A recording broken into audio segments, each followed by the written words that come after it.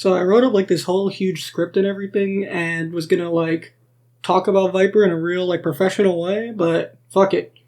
Let's just talk about Viper.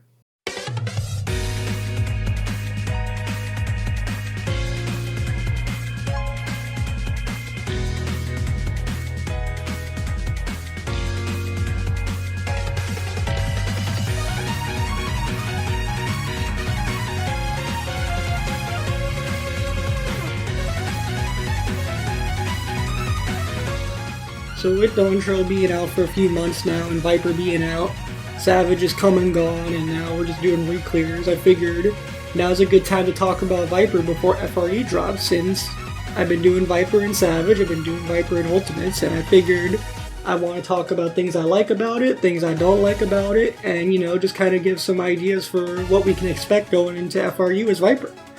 So I've got a little roughly noted, loosely scripted thing I'm going to talk about.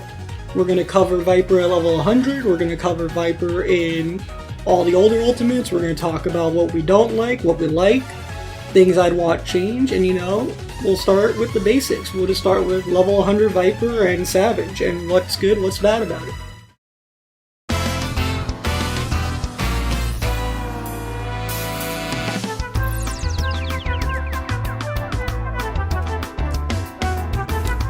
So let's just start with the basics of what Viper does at level 100, what it does good and what it does bad. So the job is a very fast job, it has a lot of fast GCDs, we've got a lot of weaves in between those GCDs, just like our scouting brother Ninja. We got 2 buffs to upkeep, a damage buff and a haste buff. We used to have a debuff also, but you know what happened to that. I think right now the job is really flexible, it's probably the best melee in the game. Especially now with Savage, where there's a lot of disengaging and a lot of melee downtime. Viper using Uncoiled Furies is kind of something that no other melee can do right now, and that makes it really strong. It doesn't help also that with the removal of the debuff and the potency changes, Rattling Coils are doing 10-20 potency per hit. That's adding up to be around our 3rd biggest damage contribution, only behind our auto attacks and Ouroboros. So that's kind of a huge deal, considering that Rattling Coils are meant to be a disengaging tool. And when I think of other disengaging tools, I think of like 6-sided Star on Monk, which is a DPS loss to do, and Soulso on Reaper, which you normally don't cram under Burst, and Viper gets 3 of those, and even more across the course of the fight, considering Reaper has to channel to get theirs back, which they can only do in downtime. So I think Rattling Coils right now are really strong. They might be even too strong. I think their 2 minutes pretty good. Double Reawaken is pretty straightforward. I mean, there's not really a lot to say about it. So overall, I think Viper is really good right now. I think it's really flexible. Debatably even too flexible, but we'll cover that in the things that I would like changed about the job.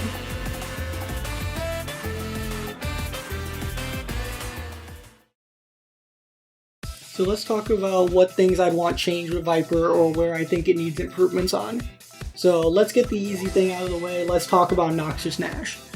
So Noxious Gnash was our old debuff, and when it first released, I felt like it was something you did have to think about on Viper if you wanted to play it effectively, but I think it's kind of being misconstrued to be this big deal, when it was only really a big deal in full uptime fights like Savage or Extremes. I think once you get into downtime and how Noxious Gnash plays into downtime, it starts to become a big issue. So I mean, while it would be nice to return, I would not want it to return in its current state, because 20-second debuff application on that job is not enough to cover double reawaken, and I think that kinda kills it for me. As we'll cover in the Ultimate section, Viper already has a lot of issues starting up in Ultimate Burst windows. I don't want to have to apply a debuff also, that I have to apply twice just to cover my burst window. So I think, while I would like it back in some form, I don't think as it is right now it should return to the game. I think the main thing that needs addressing on Viper is definitely Rattling Coils. Rattling Coils are way too strong right now, and while I do like them and they make the job's resource management very interesting, they do way too much damage for what's supposed to be a disengage tool. I think there's a couple ways to go about addressing this. The main way you could go about it is just by nerfing Rattling Coil's damage to either make it DPS neutral or a DPS gain slightly. I don't think it should be doing the third most damage in our toolkit. The other option, which is less likely because they have to make a lot of changes, would be to buff every other melee and give them some kind of equivalent that may not be as good as Rattling Coils, because I feel like that's part of Viper's identity, is they have a lot of access to range. But giving them some more range compatibility would go a long way to make every melee kind of more in line with Viper, because right now Viper just feels so ahead of everyone else. And I think that could be an important change for them to look for going forward. The only other thing which I don't feel super strongly about, but a lot of people have been mentioning, is Viper getting a personal. And I kind of feel mixed about it. I think that we could go for, if they give us a personal, I'm not going to complain. But I'm not too pressed about it that we need a personal. But I could change my opinion on that when FRU drops and damage is really high, and we'll see if Viper just starts dying to things that other melees would survive with a personal. So while it's not on my wish list, I can definitely see why people would be saying that for Viper.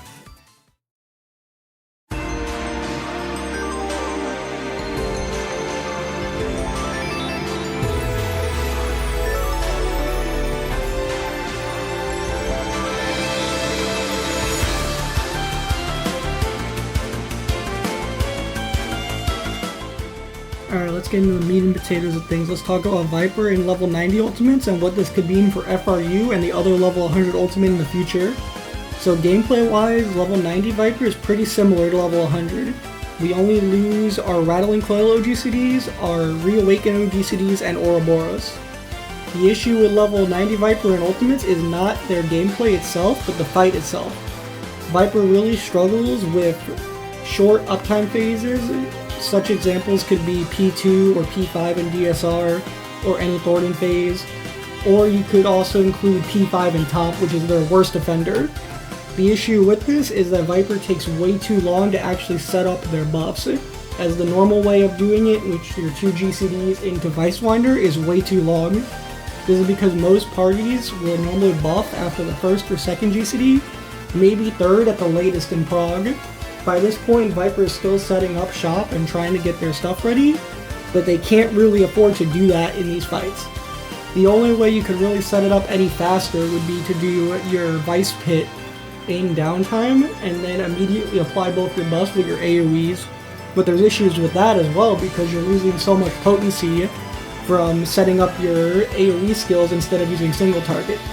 So overall, it's a lose-lose for Viper no matter what they do. So because of this, they can't play under buffs very well, and they really struggle. This is why you'll see so many Vipers on log showing such high ADPS, but then their RDPS is awful, because Viper can't really fit double reawaken easily under buffs unless the party kind of caters to them. This is why I'm more worried for Viper and FRU, just because if they show in FRU similar uptime instances of just 30 seconds, Viper won't be able to do it at all, as Viper already needs to reawaken as soon as buffs come out, or else they can't get double Ouroboros.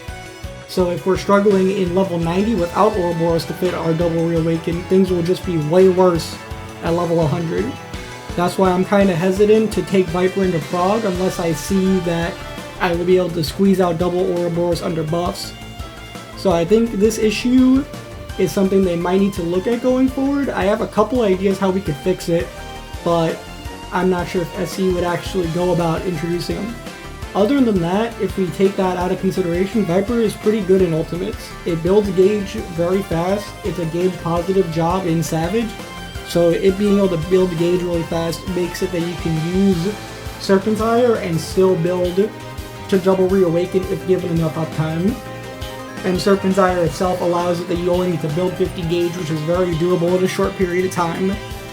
I think overall, it'll be very interesting to see how FRU pans out, as if they don't provide a lot of uptime instances, Viper could really struggle. And also we'll have to see how much mileage we get out of Uncold Fury, as that's kind of what's pushing Viper ahead right now in Savage. But let's see how we could change level 90 Viper and Ultimate Viper in general going into the future. So for this section, we're going to include level 90 and level 100 Viper together for fixing, as I do believe they have the same issues, and also that way we can talk about how it could be fixed before FRU. So the first thing we gotta talk about is buff application and getting those buffs up faster, as right now they apply way too slow and it'll make Viper a very annoying job to prog on if there's a lot of short uptime phases. So right now the way I propose to fix it is I believe we should be taking away the Weaving and Steel Fang system, as I don't really like that system in the first place. I don't think it was a good replacement for Noxus Mass, as you do not think about it at all. I think instead what should be brought in is we should keep the original ideas as Steel Fangs being your higher potency option, and then Dread Fangs being your utility option. Instead of applying a debuff now, I do believe though that Dread Fangs should give you both your buffs at a reduced potency, like a crazy reduced potency.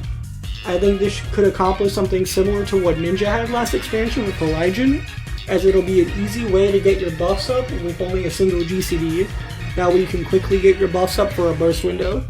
That way whenever Viper goes back from downtime, they can immediately just Dread Fangs into double Reawaken, and they have their buffs up in one GCD. I think this would fix Viper a lot. I don't know how stubborn Square Enix would be with removing the current Steel and Weaving Fang system after they just introduced it. So instead, another alternative could be some type of buff preservation for downtime. So I'm thinking like maybe something similar to what Monk had with a Knotman. They could do it a few different ways though. It could be through something similar to a Knotman where you can stand still to channel it and refresh. It could be something like Black Mage's Umbral Soul, where it's just a button you press and it freezes the timer. They also could have something like Reaper's Soul Cell, where it's a channeled, that way you actually have to try a little harder to keep your buffs up in downtime. I think these ways Viper would be able to function a lot better in Ultimate, because if the fight has downtime that's longer than 40 seconds, then Viper cannot carry their buffs over. Other than that, I think Viper works perfectly fine in Ultimate. I think it bursts really well, it does very consistent damage, and Reawaken's always a good burst option. So I think it's just really about keeping buff preservation that Viper needs improvement on. But anyways, let's get the hard to talk about thing over, and let's talk about level 80 Viper.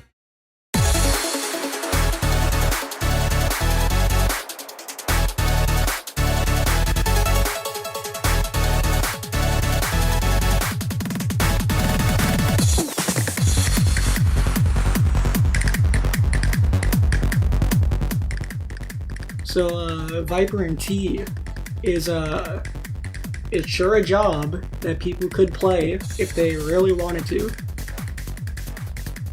So Viper and T is pretty much non-functional. We lost our 2 target on Pit of Dread, as it doesn't apply the debuff anymore, and the value changes have made it that it's not a gain on 2 anymore. This leads us to single targeting bosses in a fight that is known for optimizing 2 target cleave.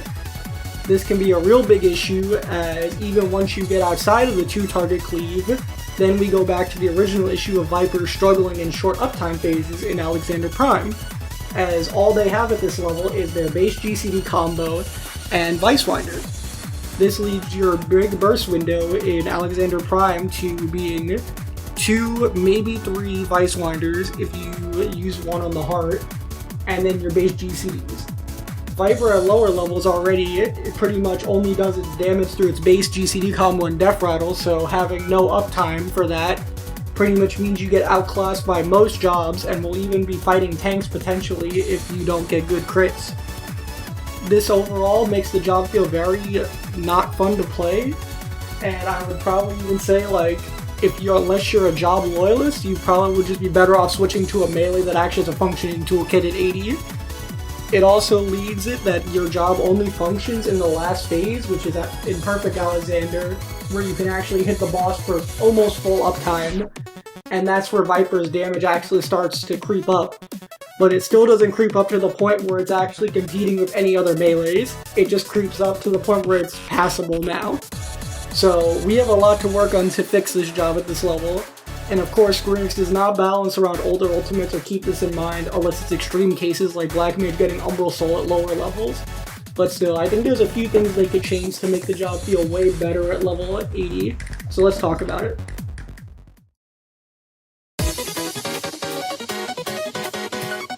So with Viper at 80, there's a few things that we could change to make the job feel way better. There are two main solutions that I'd propose. There's one that I think Square Enix could actually feasibly do, and then one I would only say they would do in an extreme case where there was a lot of outrage about it. The first one that I think they should do out the gate is they should change the values for Vice Pit and its combo actions to make it that it is actually gain on 2 again.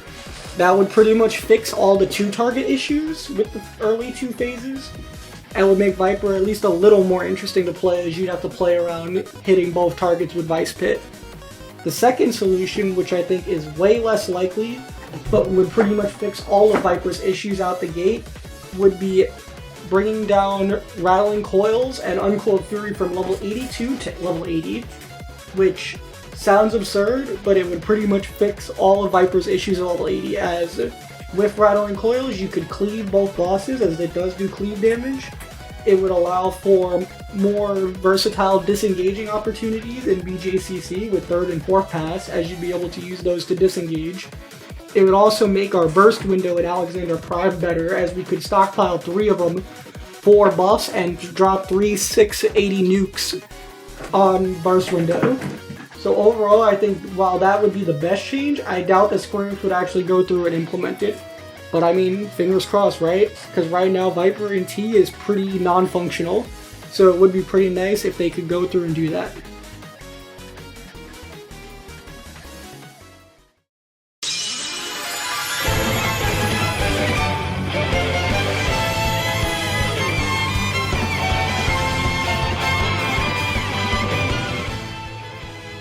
So Viper at 70 kind of has the same issues as Viper at level 80, as it kind of just suffers from being a sauceless job. There's really not a lot of skills at this level. All you really have is your base GCD skills, and you have your single target Vice Winder. You only get the OGCDs from 70 to 80, so that's pretty much the only difference. However, I think Viper's toolkit actually works better in these fights than it does in T, despite being so similar, just because of how the fight's designed. In UU, you have a lot more full uptime, which lets your base GCDs add up with Viper and actually let you accrue some pretty good damage, as you only have really one short uptime period in the fight, which is the Ultima opener into Predation. I think this lets Viper capitalize on its base GCDs hitting so hard compared to other jobs, and it lets it add up over the course of the fight. In UCOB, while I don't have a lot of experience with it, as I haven't been able to do much UCOB since the expansion started, there is some room for Viper to do some interesting things in the fight, as some of the downtime windows in UCOB are just long enough that you could do a Vice Winder and carry it over from one trio to the other. However, again, I don't have a lot of Viper experience in UCOB, so I can't speak too heavily on it. In terms of what needs to be changed, I don't really think there needs to be a separate section for level 70, as Viper's toolkit is so bare bones. I don't really think there's a lot that needs to be changed or could be changed, as adding anything from higher levels of Viper down to level 70 would feel a little weird, as right now the kit's pretty basic and it kind of suffers from the same fate as Reaper, where the toolkit's so basic and they get so much stuff at later levels that I don't really see them adding anything to it. So I mean, overall the job isn't bad, it's more so just boring, and I think that's its worst offense in these fights.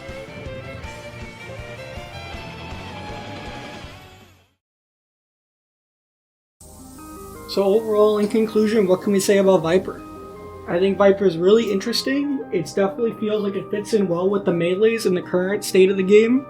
I think the resource management of the job, especially at higher levels, is really interesting, and it provides some little interesting quirks to it that even at lower levels can provide some interesting optimization opportunities.